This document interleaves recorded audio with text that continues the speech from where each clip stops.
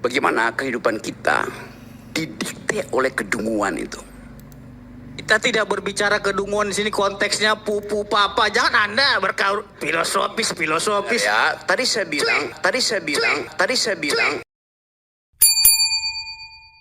saya bagian dari Indonesia Cemas. Wah, Anda pesimis, harusnya optimis. Oh ya, saya pesimis yang rasional. Anda optimis yang irasional. Jadi kita mesti fair mengatakan sesuatu tuh.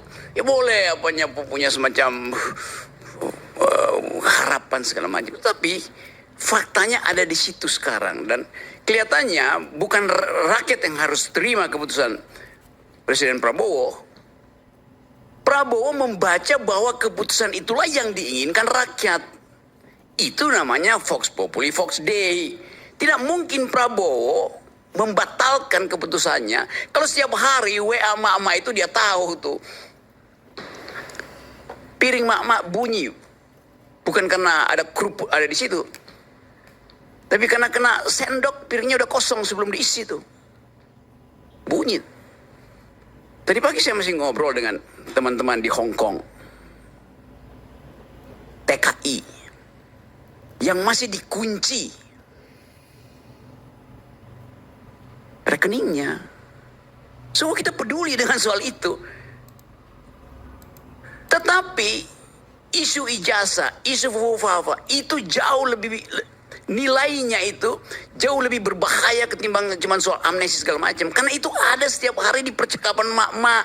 Artinya bahwa sadar bangsa ini menginginkan diteruskannya perubahan radikal itu. Jadi jangan abaikan soal itu, seolah-olah itu soal kecil. Ini masih soal ijazah, masih soal fufafa. Yang mana? Yang diabaikan yang mana? Mari kita abaikan. Jangan bicara tentang ijazah, jangan bicara tentang Bukan, kita menatap masa depan. Ya, masalah pupu papa juga yang mana? Pupu papa buktikan dong, laporin kalau memang ada persoalan hukum. Kita berbicara hukum hari ini. Kalau memang Bung Rocky bicara filsafat, silakan. Saya tidak akan masuk ke filsafat. Saya berbicara konteks hukum. Bicara banyak hal, termasuk fufafa segala macam. Yang Ya, adalah laporkan. bagian dari Pupu agen. papanya siapa? Gitu loh. Anda boleh pesimis terhadap pemerintah saya, tapi saya optimis. Ya, saya pesimis yang Ya, dukung. rasional. Anda Iya, maksud saya itu buktinya siapa pupu papa itu. Anda ngomong dong, Oke, saya sampaikan ngomong, oke. kepada publik. Oke, saya ngomong Siapa, sekarang. tunjukin. Oke, biar saya kita ngomong kerudung sekarang. gitu loh sama-sama. Siapa? Saya ngomong sekarang ya. Periksa 8 kali itu dibahas di sini. Apa yang saya ucapkan? Periksa aja ya. Oke. Cukup ya. Apa yang mau saya periksa? Anda yang sampaikan pupu papa adalah ini gitu. Jadi biar kita tahu semua rakyat Indonesia. Jangan Anda berbicara dari segi filosofis. Saya tidak akan berbicara itu. Saya tidak akan memasuki ranah saudara. Karena itu ranah saudara. Saya berbicara konteks hukum di sini. Oke. By data. Dan buktinya apa gitu loh. Jangan juga karena memang Anda ahli filosofis, Anda mau menggurui saya dan mengkoreksi omongan saya. Ya, tidak, saya berbicara itu. Tunggu, saya tidak akan berbicara kepada Anda karena saya konteksnya masih bicara dengan Rocky Gerung. Tidak bicara dengan Anda. Saya Bukan. Loh, Anda jangan motong dulu dong. Kita belum selesai nih. Anda tadi Biar bukannya tidak motong. menjadi bias ini karena tuduhan pupu papa ini Ya, saya jawab samar-samar. nih. Saya punya Ya, bukti pemikirannya soal nanti kejahatan ujung-ujungnya itu. ke wakil presiden gitu loh. Terutama peran peradilan dalam merekayasa kasus lahirnya Pupu Papa. Oke, baik. Closing statement aja. Silakan Bu Rocky. Saya jawab pelan-pelan ya. Tadi saya bilang sudah 8 kali saya ucapkan itu di forum ini. Yang mana sudah 8 kali, cari aja. Oke. Siapa? Anda terang aja sampaikan di sini. Oke, lanjut. Masa- Oke. Ini berapa jam lagi nih kita harus menonton video-video Anda gitu? Oke, sudah 8 kali berarti Sampaikan siapa? Oke, Siapa? saya akan sampaikan sekarang. Oke. Anda mau tunggu 8 Saya tunggu. Oke. Cuma bentar aja satu kata gitu. Siapa namanya? Saya bicara 8 kali. 8 episode, Anda mau tunggu nggak saya ulangi? Tidak akan nonton 8 episode Anda. Ya, oke. Buang waktu buat saya gitu. Anda sampaikan aja simpel biar kita besok, oh Ibu Papa versi Rocky Gerung ini gitu loh. Oke, kalau begitu saya Jadi jawab orang aja. kalau Ya, memang ya. ada yang keberatan bisa membuat laporan hukum gitu loh. Oke, di ujung pembicaraan saya ini, closing Oke. statement saya sebutin, dengar dulu ya, oke? Kayak kita udah bicara semua hal. Dan kita lihat bagaimana kehidupan kita didikte oleh kedunguan itu. Kita tidak berbicara kedunguan di sini, konteksnya pupu papa. Jangan Anda berkaur filosofis. Ya, tadi saya bilang Filosofis. Kita bicara hukum, Bos. Beludai. Anda jangan au lah di sini. Pupu papanya siapa? Itu yang saya tanya. oke, saya mau jawab. Ngerti nggak bahasa saya? Pupu papa siapa? Tanda tanya besar. Saya akan Karena jawab. sampai sekarang kita juga nggak mau tahu itu. Silakan, Pak. Jangan Anda bawa Silakan, ini oke, aja. Ayo, cukup, Pak. kita bicara ini aja. Oke, siap. Kepastian hukum aja gitu loh. Oke, Tuan. Oke, saya bilang tadi. Saya Tuan. bukan Tuhan. Udah. Ya, Tuhan Oke. itu yang maha kuasa gitu loh. Oke, budak. Anda yang budak. Karena itu kalau bukan Tuan Nama berarti saya ada Pitra Romadhon Sution. Gitu loh. Ya, Jelas. Oke. Panggil nama saya. Udah cukup.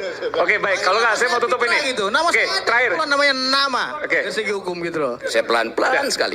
Ya saya juga pelan-pelan karena tadi saudara bilang pupu papa, Pak. makanya kita tagih. Bang Pitra, saya sampai lupa Pupu namanya. Bang papanya Pitra. siapa? Ya, oke. Rocky. Cukup. Oke. Gitu loh. Terakhir, Saya silakan. masih menghargai saudara. Saya berikan kesempatan sebagai terakhir, orang tua, Bang Rocky, gitu. silakan. Sebelum saya closing nih.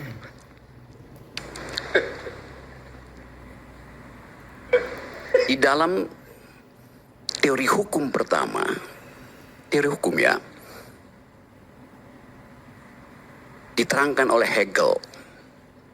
Dialektika hukum itu berlaku seperti master and slave, tuan dan budak. Dua-duanya saling tergantung. Tidak ada budak kalau tidak ada tuan, tidak ada tuan. Jadi statusnya sama, tuan dan budak itu tuh. Oke, pernah belajar? Saya bisa tanggapi Bang Eman. Di dalam pasal 184 KUHP, Kitab Undang Hukum Acara Pidana, yang dikatakan alat bukti yang sah itu ada 5. Yang pertama keterangan saksi, ya. Yang kedua surat, petunjuk, keterangan terdakwa. Ya soalnya bukan itu Ahli yang saya... bukan. Kita berbicara konteks pembuktian hari ini. Iya, saya Jadi bilang. saya tidak akan menyelami pemikiran filosofis saudara. Silakan Anda bicara filosofis. Oke. Tapi saya berbicara konteks karena saya praktisi hukum di sini. Boleh, nggak apa-apa. Loh, pertanyaan saya simpel saja. Pupu papa itu siapa? Saya mau jawab. Saya menonton 8 episode. Karena itu saya bilang Sesuai tadi. dengan pasal 184 KUHP tadi, tunjukin di antara Oke, keterangan saksi saudara siapa pupu Bang papa. Rocky, terakhir. 2 menit saya berikan kesempatan, setelah itu saya closing. Pelan-pelan nanti di ujungnya saya sebutin. Bukan. Oh, udah. Pupu Bang Mitra, sebentar Bang Mitra. Oke, itu jangan dipotong dulu. saja, nggak Jangan usah. dipotong dulu Bang Mitra, sebentar. Bang Mitra, sebentar. Jangan dipotong dulu. Jangan potong dulu Bang Mitra. Saya mau. Hanya di mana? Oke. Bukan, karena dia membawa apa namanya Tolong dikasih kopi teori-teori dulu, dan kasih kopi lain-lain. dulu. Nanti saya berikan kesempatan Bang Mitra Betul. kalau Bung Rocky nanti menyinggung Bang Mitra. Tapi kalau Bahasa enggak, dia tidak baik, sebut budak dan lain-lain. Anda itu nanti saya tidak berikan baik. kesempatan. Nanti Bahasa saya berikan itu kesempatan. kotor Kalau itu. saya fair, saya Ya? berikan kesempatan. Tapi jangan dipotong. Katanya seorang Nggak ahli, selesai tapi nanti. bahasanya Nggak, saya mau baik. selesaikan ini Wajar dengan saya kick Anda, Bang, persatuan gitu. Indonesia. Oke. Jangan dipotong dulu nanti kalau saat itu saya Ini nggak akan bilang. tercapai persatuan, Tolong, nomor saya minta gitu tolong. loh. Enggak, saya minta tolong. Gimana kita Nanti saya memperoleh berikan persatuan, kesempatan pada Bung nomor-nomor? Pitra. Silakan Bung Rocky. Hah? Jangan dipotong dulu. Karena itu saya kasih klarifikasi. Relasi tuan budak itu setara. Oke, pelan-pelan. Ketiadaan budak menyebabkan tuan tidak berguna. Ketiadaan tuan menyebabkan budak tidak berfungsi itu. Nah, kesetaraan itu ada di dalam prinsip pertama kalau kita belajar filosofi itu. Kalau kita belajar legal philosophy, sampai di situ dulu ya, nanti saya lanjut pelan-pelan. Oke. Jadi tadi saya naik eskalator, di situ ada tulisan Center of Innovation, betul ya? Ada 3 prinsip yang ditulis oleh yang punya ini Haritano. Center of Innovation. Satu adalah vision, betul? Visi. Yang kedua adalah quality, kualitas. Yang ketiga adalah speed. Oke. Saya ulas itu ya, supaya di ujung saya tiba pada Fufafa. Oke. Presiden disebut presiden karena dia dipilih berbasis visinya. Normativitinya begitu. Bukan berbasis amplopnya. Bukan berbasis buzzernya, visinya. Di mana visi itu ditulis oleh Presiden? Waktu Bill Clinton mendaftarkan dirinya untuk jadi Presiden Partai Demokrat Amerika, dia tulis buku Putting People First. Utamakan rakyat. Waktu Obama berniat jadi presiden, dia tulis buku The Audacity of Hope, keberanian untuk punya harapan. Jokowi menulis buku, judulnya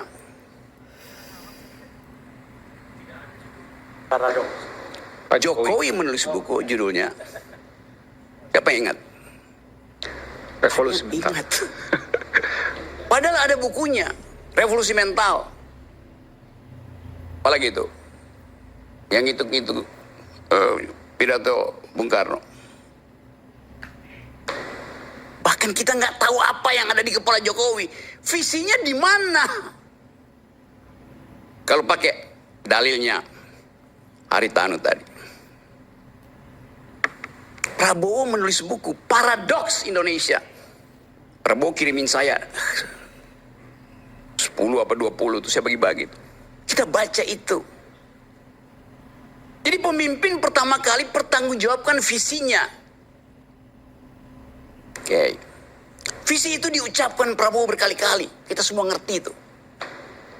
Masalahnya adalah poin kedua, quality. Quality siapa? Quality kabinetnya. Gak ada kualitas kabinetnya. Kenapa? Karena hasil transaksi.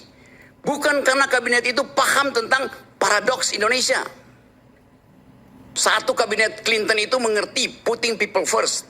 Satu kabinet Obama paham tentang the audacity of hope itu. Ini Pak Jokowi sampai sekarang kita visinya apa? Aduh.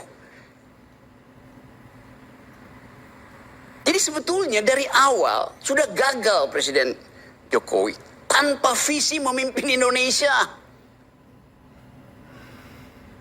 Saya balik pada Prabowo. Prabowo menulis visinya, kita tahu. Dan dia ucapkan itu dengan lantang. Tetapi nomor 2-nya quality dari kabinetnya tuh kosong. Frustasi lah Presiden.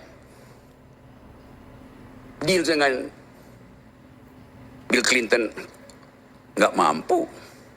Keterangan-keterangan yang kita baca di koran itu sebentar lagi 1 tahun tuh orang akan tagih. Apa quality dari kabinet? Karena itu saya katakan bahwa pasti secara logis akan ada radical break untuk tadi center of innovation. Memperbaharui, renewing. Inovasi itu kata dasarnya novus. Masuk pada yang baru tuh. Karena itu saya sebut radical break. Logikanya begitu. Kalau Pak Prabowo punya visi, kabinetnya tidak berkualitas, ya ganti kabinetnya. Logikanya begitu. Nah karena itu masuk pada prinsip ketiga, yaitu speed up. Ditulis oleh Haritanu. Visi oke, quality oke. Speed upnya bagaimana? Amnesti ini adalah bagian pertama dari garis start untuk speed. Itu poinnya tuh. Itu dasarnya tuh. Paham maksud saya?